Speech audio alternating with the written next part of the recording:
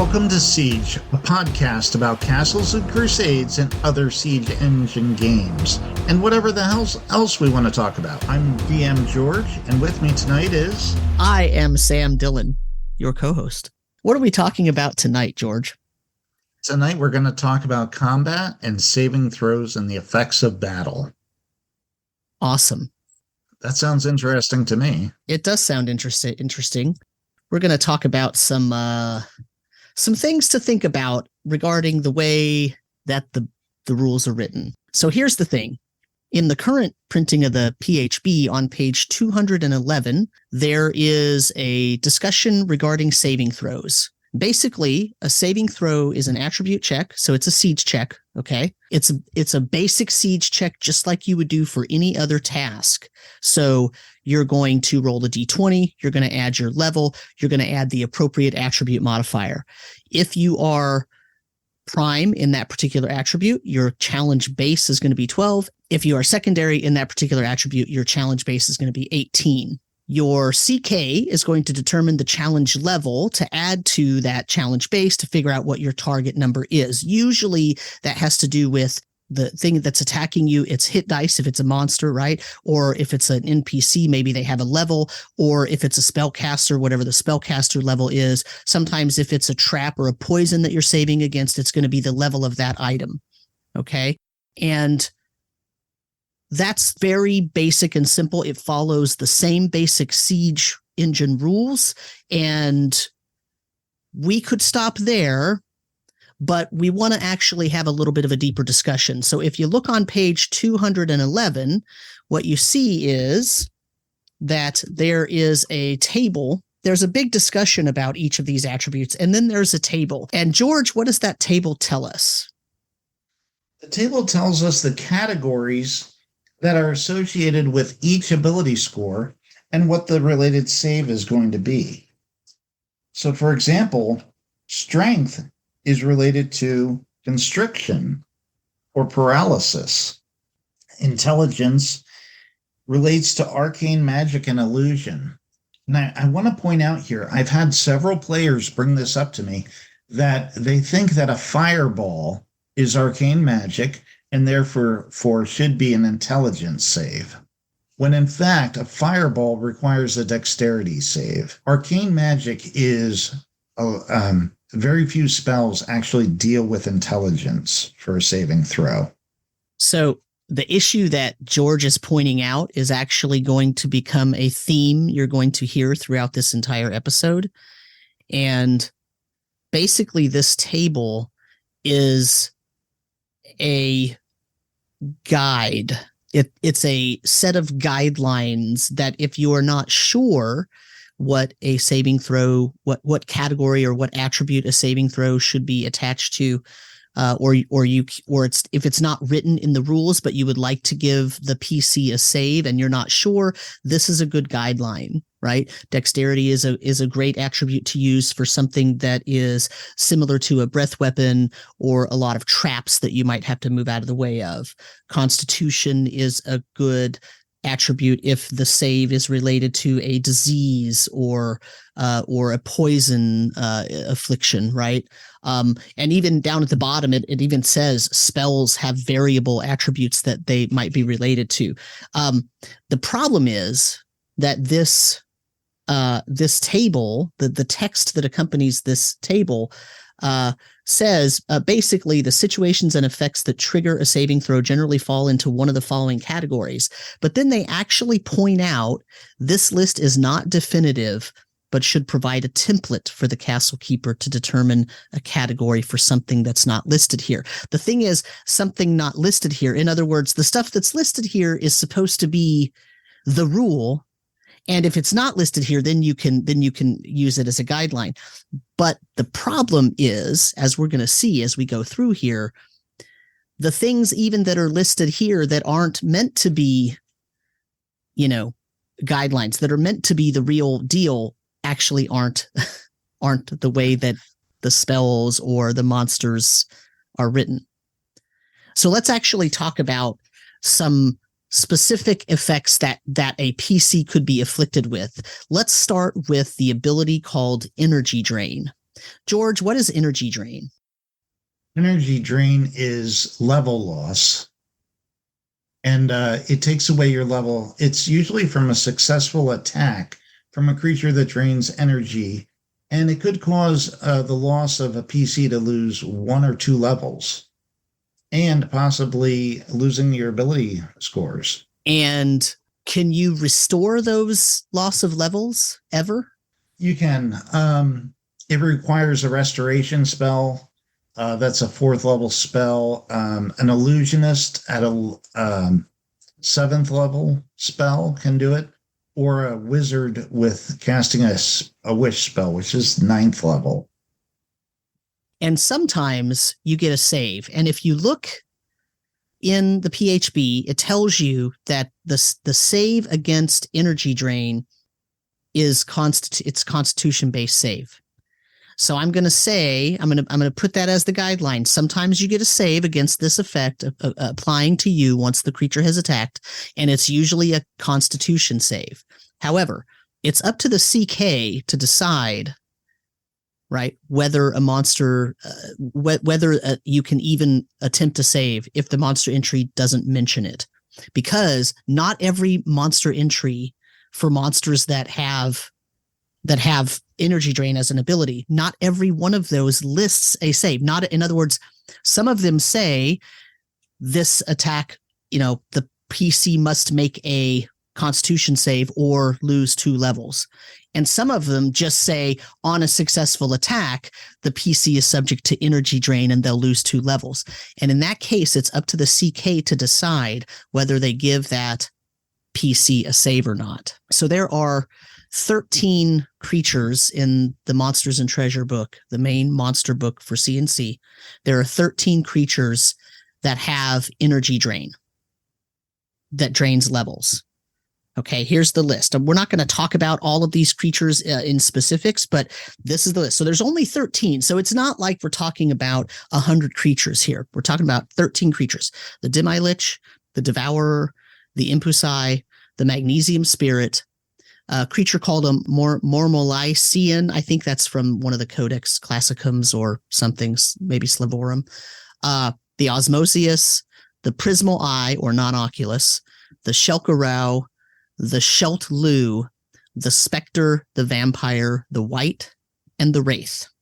So those are the 13 creatures that can cause energy drain. And not all of their entries say that you get a save. So just keep that in mind. It's up to the CK whether you give that creature or that PC a save. Okay. Now, some of these also include an attribute loss ability. There are some creatures that can cause an attribute loss, but that don't cause energy drain, or it is a form of energy drain, but instead of draining levels, it drains only attributes. Okay. And so there's a huge list of those, right? George, what creatures can drain strength if they hit you? That would be the Androsphinx, the Mollusk, the Hellhurst, the Magnesium Spirit, the Panagalon, the Roper, the Shadow, and some giant spiders. So that's 8 creatures. Okay. There is a list of 11 creatures that can drain Constitution: the Bolisk, the Night Hag, the Hellhest, the Werespider, the Mistu, the Ophidian, the Penangalan, the Perrin, the Samodiva, the Scarecrow, and Venomous Snakes. And Dex drain creatures would be the Bolisk and the Haunt. And Wisdom drain creatures are the Alep, the Lamia, and the Lamia Queen. Intelligence drain would be the Yellow Musk Creeper. Yeah, only one creature can drain intelligence. And you know what? Nothing can drain charisma. Now, here's the thing. There is a creature that is super dangerous called the Amphisbaena. And the Amphisbaena doesn't drain a single attribute. It drains all primes of the target. So if you're a barbarian and your strength prime, con prime, and wisdom prime or something, it will drain all 3 of those, which is really, really bad. Yeah, that is bad. Do you recall how much it'll drain? A victim bitten by the creature takes 1d8 points of damage and takes a -2 to all primary attributes for 1 to 2 days. A successful con save reduces it by half.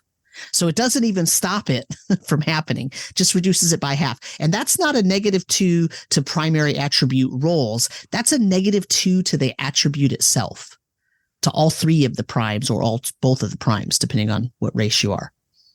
So for 1 to 2 days. So you roll a d6, and if you get a 1, 2, or 3, it's 1 day. If you get a 4, 5, or 6, it's 2 days. Plus the 1d8 hit points of damage. So that's rough. But the thing is that not all of these are, and so that's actually a good example of the fact that not all of them are permanent, right? So lesser restoration will resolve those. The cleric spell. Not always. So one of the things that you find out, and I was going to bring up next, was sometimes you get a save. Sometimes it'll tell you that only a spell can fix it, like restoration. And sometimes the stuff just comes back after a certain amount of time, provided you survive. So most of the time, and the reason why we list out all these creatures is because there is no standard rule. Like, you have to read the creature entry. So if you're the CK, you need to really make sure you read the creature entry, because it'll tell you how long the effect lasts. And some of these that are attribute drains, the attributes start coming back after 24 hours or after 1d4 hours or after, after a long week of rest or something, right? Like, so you might have various different things going on that you have to track where you've lost some sort of attribute amount, but it's only there, or sometimes there, it'll say like that attribute loss remains until the person gets magical healing, right? Or until there's a lesser restoration or a full restoration spell cast on the person. And so it really depends on what the creature is. So you have to look up the creature itself. Otherwise, we wouldn't bother to name all the creatures, right? Like, we're not really talking about all these creatures. We're just trying to give you sort of a grand sort of register of, some of these creatures are really dangerous. They don't seem like venomous snakes. You don't usually think about as, okay, a giant snake and it has venom. Like, that's not usually such a big deal, but the poison that those snakes carry does con drain. That is, you lose constitution if you get hit. So that actually becomes a pretty big deal, right? Something that's very common because it's a relatively low HD are shadows, right? Like shadows that drain, strength points, very common type of undead creature, but that could get really dangerous really quickly, because a lot of these entries will also say if that attribute makes it to 0, if that person keeps getting hit and their attribute keeps getting drained and it drains them to 0, the person dies. Right. And same with energy drain that drains levels. If you're a 2nd level PC and you get hit by a specter who drains 2 levels and you fail your save, you die. And then what happens is, provided your party isn't able to take your body out, if you were by yourself and you got killed by that specter is going to raise you as another specter, right? Or if you get hit by a vampire, you're going to get raised as vampire spawn at the end of whatever period of time has to occur, right? And it depends on the creature. So these become really, really tough and very difficult to deal with. The one thing I should mention is when you have energy drain and it takes a level away, what it says is you automatically lose any abilities that you had gained when you got to that level. And you go to exactly the halfway point of experience points between the level that you were at and the previous level. So it's not just, I lose a level and it's kind of, it's kind of symbolic. No, you lose the level, you lose the hit points. And if you'll notice, there is one of the official CNC character sheets, which actually has a spot in the top for every time you level up, you say how many hit points you rolled. That way, if you ever get level drained, it's right there and we know how many hit points to take away from you. Because when you lose that level, you lose all the things you gained when you gained that level, including hit points, including any class abilities. And then you go to half So if I was level 8, I would go to experience halfway between level 6 and 7. No, you would go, if you were level 8, you would go down to level 7, and then you would have the XP between level 7 and 8. 7 and 8. Yeah. I'm sorry. Yeah. My bad. Yeah. And then so that's energy drain and attribute drain. Okay. Those are scary creatures. If you face those creatures, those are usually creatures that either you get warning that you might be going into a place that contains those creatures, or the lair of one of those creatures. Hopefully you get warning for that, because you need to kind of prepare for that. Have some restoration scrolls, or, something that will help you with that. But let's talk about paralysis and petrification. So on page 212, it talks about paralysis and petrification in the PHB, and it says that paralysis usually requires a strength save if there's an effect that causes paralysis, that paralyzes you. Paralysis is the inability to move, but you're not turned to stone or anything. You just get paralyzed. You literally cannot move, but nothing actually happens to the tissues that you have, right? Petrification, you can't move, but it's like being turned to stone. So there is a change happening in the tissues themselves. And the book informs us that paralysis usually requires a strength save to overcome, right? And petrification usually requires a wisdom save to overcome. But I will tell you, looking at these creatures, that the creature's entry in the Monsters and Treasure book doesn't follow that always. In fact, I think it's a real stretch to say that paralysis usually requires a strength save. So let's look at these creatures. So George, how many creatures can cause paralysis? 12 of them. 12. The first one is the Assad, which is this little poisonous fly thing. It is a con save to not be paralyzed by the Assad's attack. And remember, the book says, paralysis is usually a strength save. So now we've got an Assad, which is a con save. What's the next creature that can paralyze?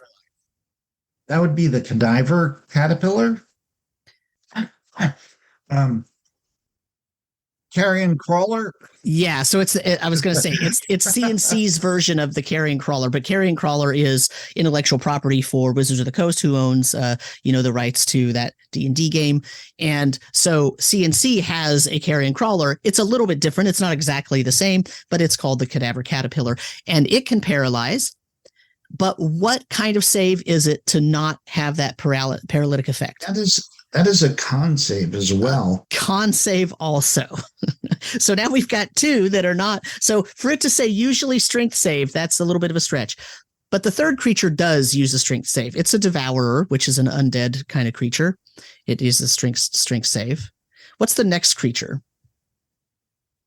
The Drider. Which is a con save. Con save again. Same with an Ettercap. Right, so two kind of spider-related creatures there. They both have con saves. And the Flesh Crawler? Yeah, it's a really gross creature. The image in the M&T is really good, too. But it's also a con save. And then the Gelatinous Cube. And we get our first strength save. Yeah. So okay, so we had to go through, out of 12 creatures, we had to go through 7 before we got to one with an actual strength save. And then two really relatively well-known undead creatures that cause paralysis, the Ghast and the Ghoul. And both of those are strength saves. So that makes sense. Okay, that makes sense. And then what's the next one? The Gorgamera, which is con as well. Another con.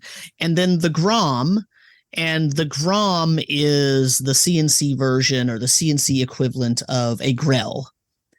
So if you've played that game that uses D's instead of C's, then you know what a Grell is. It kind of floats around in a dungeon, and it has some tentacles that hang down, and those tentacles can paralyze. And the Grom is very similar, although a little bit different, and it can paralyze as well, but it's a con save. And last but not least, the Lich. And that would be strength based. But if you're going up against a lich, you're already in trouble. Yeah, right. That's true. Hopefully you've been warned. That's not a surprise. But so here's the thing, right? My point with this is the book talks about paralysis and the paralysis effect and what it means. And then it says, oh, but you get a save for this, and it's usually a strength-based save. But then when we look at the actual creatures that can paralyze, out of the 12, only 1, 2, 3, 4 of them use a strength save, and the other 8 are con save. So to say it's usually a strength save is just flat out not true. It's usually a con save, and sometimes it's a strength save. So you have to be careful, and you have to read the creature entry, because the creature's entry will tell you what kind of save it should be. If the creature's entry doesn't mention a save, then it's the CK's choice. They either get no save, or now is when you fall back to, okay, it might be a strength save. So that's paralysis. What about petrification? For petrification, we're looking at the basilisk, which is con saves. Greater basilisk, of course, a con save as well. The cockatrice. What do you think that would be, Sam? Well, you would think it would be con, but it's not. It's strength. I don't understand why that one would have strength. Some of the earlier ones for paralysis, I could see maybe it being poison related, or right. But I think the way I reason this in my own mind, because I'm a biologist, I reason it as when the cockatrice bites you, it starts to turn your flesh, and it changes the tissues into a more stone or bone based type of material, when the flesh is supposed to be soft flesh that's movable, right? So to try to walk that off, so to speak, and try to make it so that you don't actually let that spread, maybe you have to use your muscles to sort of make sure that you can keep moving and not take on that sort of petrified stance. But that's that's just me conjecturing, right? That's just me coming up with an after the fact reason why this would possibly have a strength save associated with it, right? Then that leads us to the next one, and the most confusing one, the Greek Gorgon, which has a charisma save. Yeah. Which is odd, right? Right. And so the reason is, I think, because in order for the Greek Gorgon to actually petrify you, it has to peer into your eyes, right? It's not just like it sees you and you lock eyes for 2 seconds, but it like literally has to peer into your eyes, and it's called frightful gaze.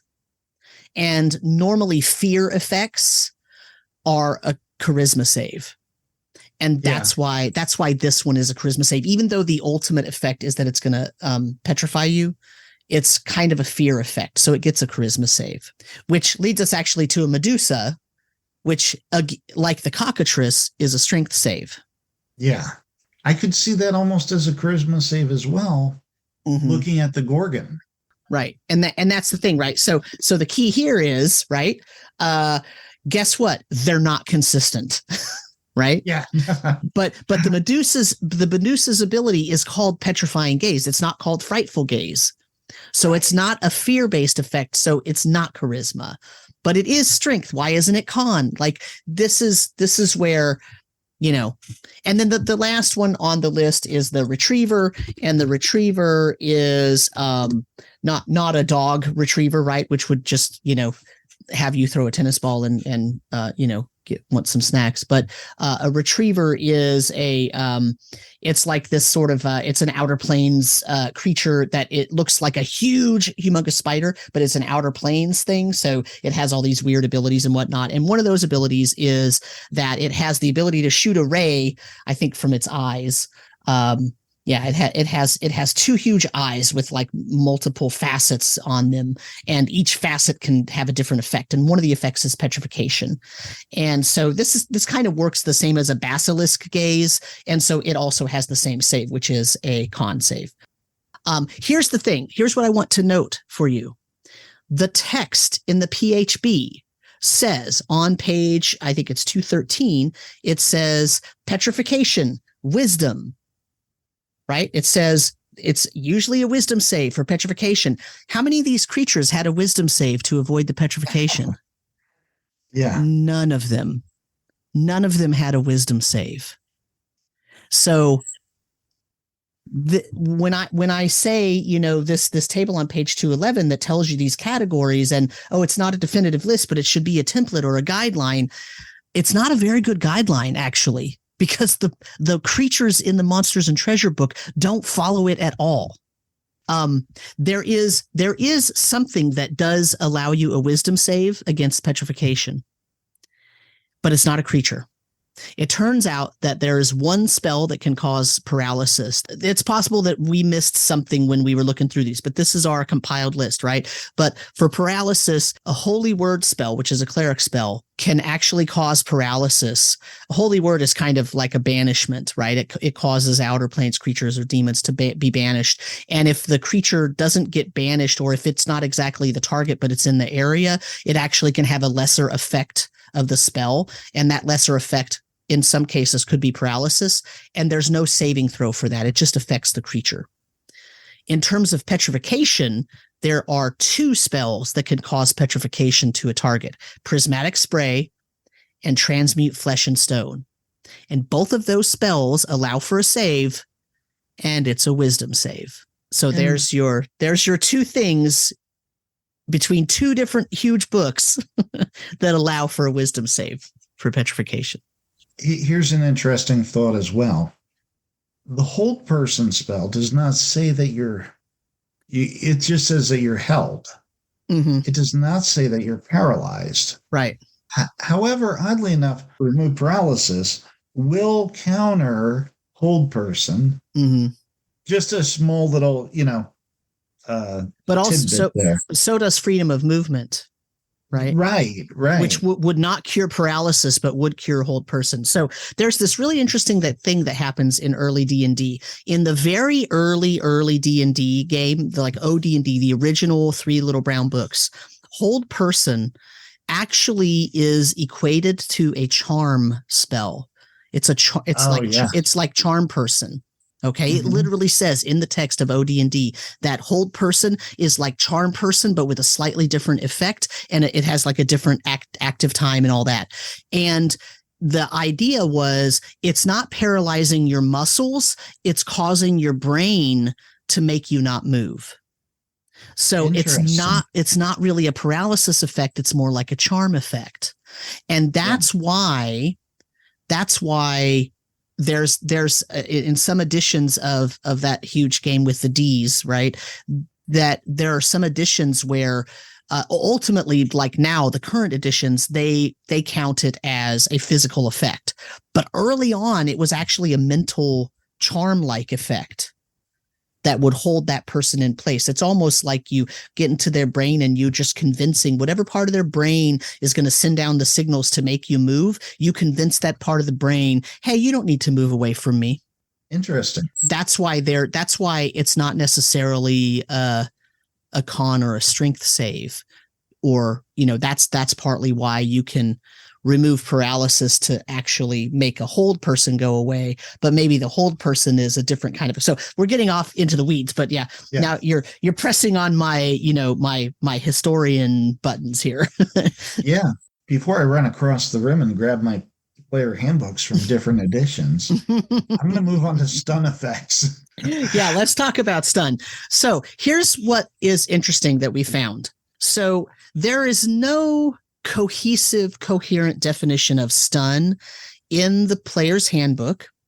So you have to cobble together what it means to be stunned. There is no place in the player's handbook where it says stun means this every time it's ever applied.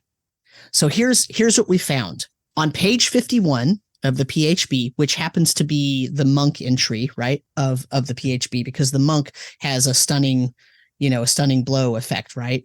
A stun attack, right?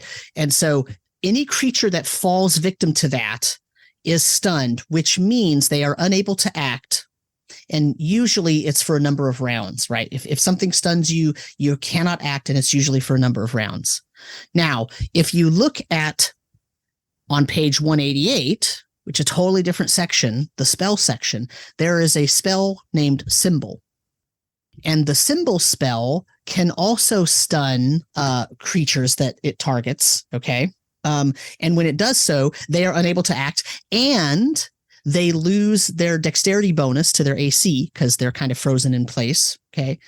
And attackers get a +2 bonus to hit stunned creatures.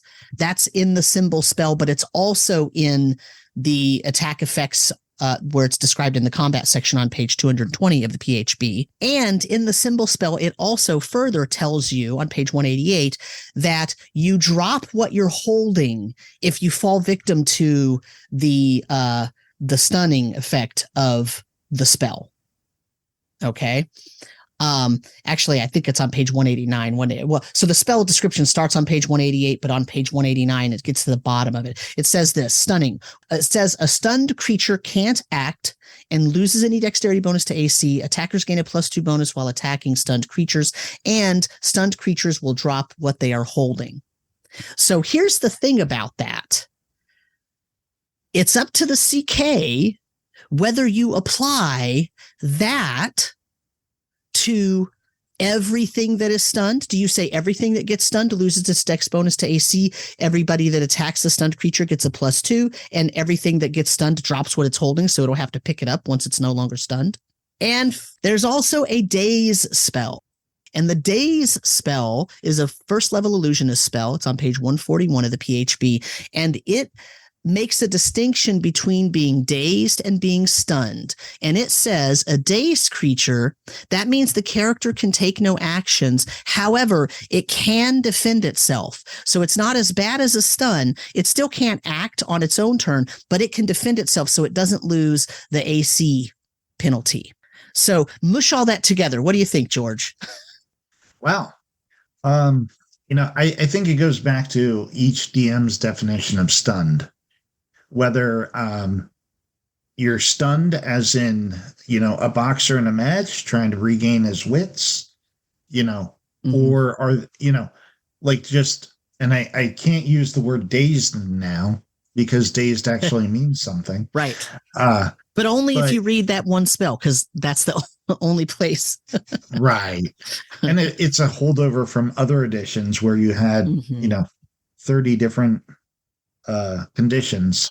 But it depends on how you're going to use stunned, I would say. And maybe as a CK, you want to use them differently. Maybe that second level spell doesn't quite capture the stunned effect as maybe a higher level spell, such as right. Well, so Symbol is level 8 and Daze is level 1. So definitely it shouldn't be as powerful, right? But in terms of stunning, when a monk stuns, they're not casting a spell. And the entry in that part of the PHB only says the thing that's stunned is unable to act for a number of rounds, right?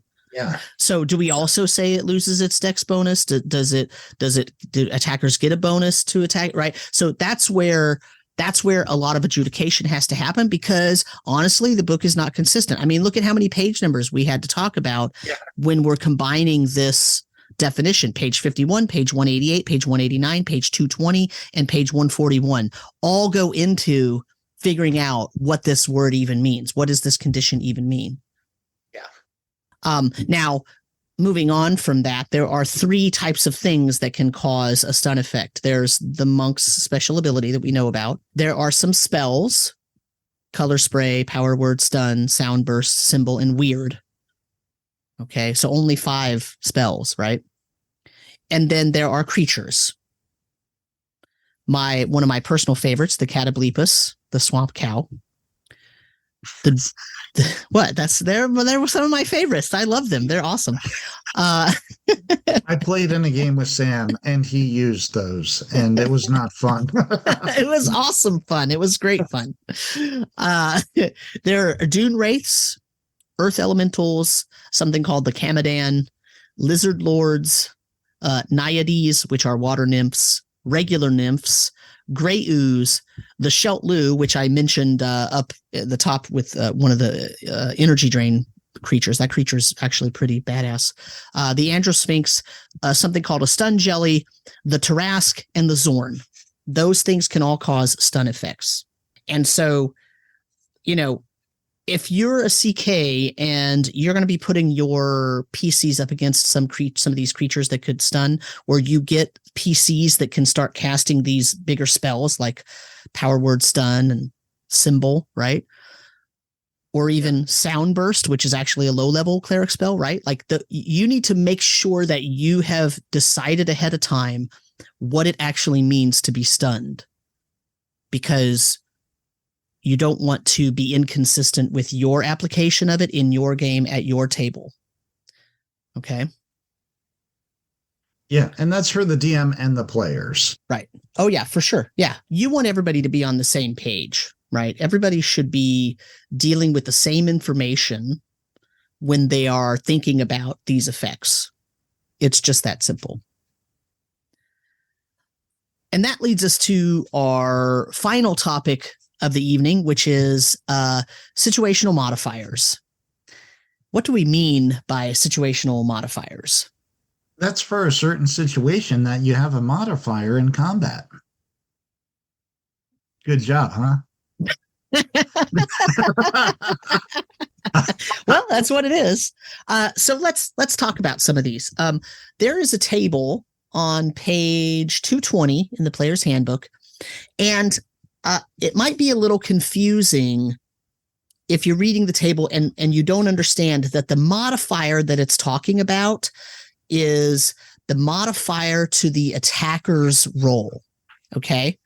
This table is consistent in that all of the bonuses or penalties are modifications to the attacker's roll. And they did that on purpose so that you wouldn't get confused. And so when we're talking about these modifiers, we're going to use terms like defender. That's the target of the attack. Okay. And when we talk about the modifier itself, it's to the attacker's roll. Okay. So for example, when the defender is prone, that is, they're laying on the ground. Now, it doesn't have to be the medical definition of prone, so it doesn't have to be face down, because that's technically the medical definition of prone. But you're just on the ground.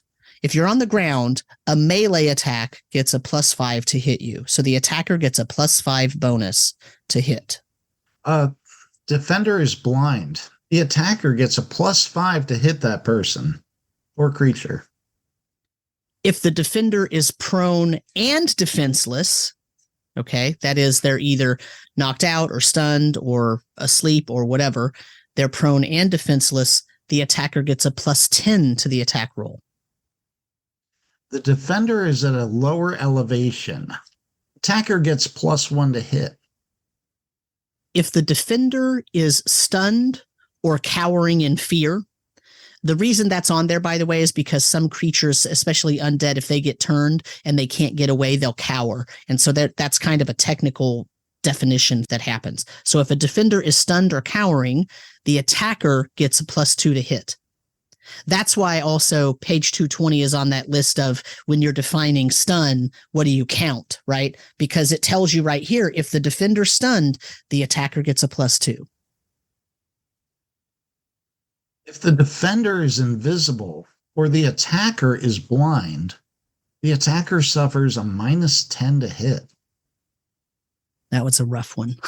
If you're making a melee attack from a mount, or if you're on an unstable platform, the attacker suffers a -2 to hit. Ranged attack from mount/unstable platform, the attacker suffers a -4 to hit. So unstable platform could be a platform itself, or it could be a wagon that's getting hauled over rough ground. Yep. It could be a boat in rocky seas. Yeah.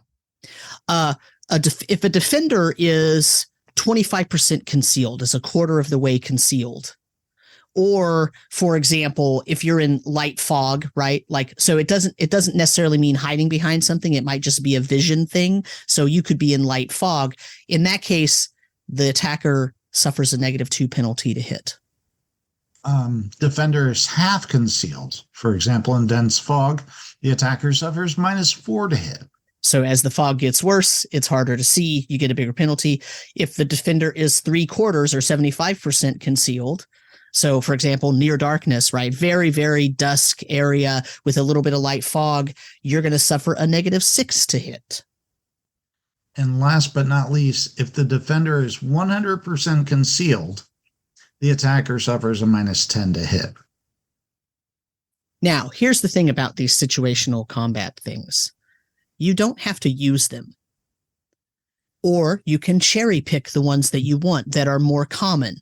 If you don't want to worry about vision and light and fog, you could just ignore the concealment rules. And you could just say, if something's hiding behind something, then they're invisible for all intents and purposes. And then you use the defender's invisible rule, which is a -10 to hit. Something that often comes up because people can cast light spells in other individuals' eyes and all that kind of thing. Sometimes there's an effect that causes something to be blind. And so you might want to use that, but maybe you don't want to use any of the other stuff, right? So these you can pick and choose. It's not a rule that you have to use all of these if you're going to use one of them. You can just pick the one that you like the best. If you don't like giving an attacker a +5 if they're attacking a prone defender, then don't do it. It's up to the CK. And use your common sense. For example, if the the attacker is blind, they get a -10 to hit, but their opponent is prone and defenseless, that they get a +10 to hit. Yeah, you have to adjudicate that yourself. Right. Yeah. And in that case, there might be a little bit of negotiating between the PC, right, or the player and the CK, and that's okay, right? Like you can decide. The whole point of this is situational. That's the key word here, right? So you can decide which of these to use that makes the most fun at your table. If it's no fun to always get a -4 to hit because you're playing in a forest that always has dense fog, then ignore that. Or if you want to say, look, everybody's suffering from the dense fog effect, so all else being equal, no one gets a penalty. Okay, fine. Nobody's going to complain about that, right? So just do the thing that's the most fun for you. And also, you can use these as, again, guidelines to adjudicate situations that aren't on this list. Absolutely. Yeah. There's one last thing. We were going to start this episode talking about something called the ranged touch attack, because it mentions when it talks about spell casting in the combat section, it talks about ranged touch attacks, and it talks about them as if they are, something that is going to be really common, and you're going to see it a lot in your game. And it says it gives you an actual typically it gives you a definition. It says typically we're talking about casting magic here. It's talking about the caster. It says typically the character makes a ranged touch attack rather than a normal ranged attack when they cast a spell. Here's the thing, though. There's only one spell that mentions a ranged touch attack, and it's Acid Arrow. And that's it. I couldn't find any others that ask for a ranged touch attack. Other ones specifically say a normal ranged attack rather than a ranged touch attack. So I'm not sure if this was just a holdover for someone who really liked the idea of ranged touch attacks, and then it eventually got scrubbed out, but it was missed in the end, or what. But I don't know. I don't know. What do you think about that? I was doing a quick search for like sunlight or moonbeam and they're not there. And like daylight or something, but I don't know of any others. That's interesting that they do have that one spell. Yeah. Yeah. It's really almost a curiosity at this point. So yeah. Well, George, anything else you want to talk about? What did we miss? What did we skip? Did we forget anything talking about saving throws or situational modifiers? think we covered everything without getting into like rogue skills or different checks with combat, Yeah. So or losing your decks, things like that. yeah. So I feel like I've been pointing out the errors in the saving throw section. But so the thing is that I want you to realize that sometimes, let me put it this way. As a player, the player is not necessarily looking at the M&T, right? They're not looking at the monster book. Okay, they're not looking at the monsters and treasure. So they don't really know. And because they're not planning the session, they don't know what creatures you're going to throw against them. Okay. So since that's the case, a player might be looking at this entry in the player's handbook on page 211, and they might say, I need to choose my prime attributes. I've got my one prime attribute of strength because I'm a fighter. And so I have to have strength as a prime, and I'm a dwarf. So I get one other prime, and I have to pick that other prime. And I'm going to look at this table with these categories, and I'm going to decide which attribute I want to be prime based on what I might have to save against. And here's the problem is that table is not really correct, right?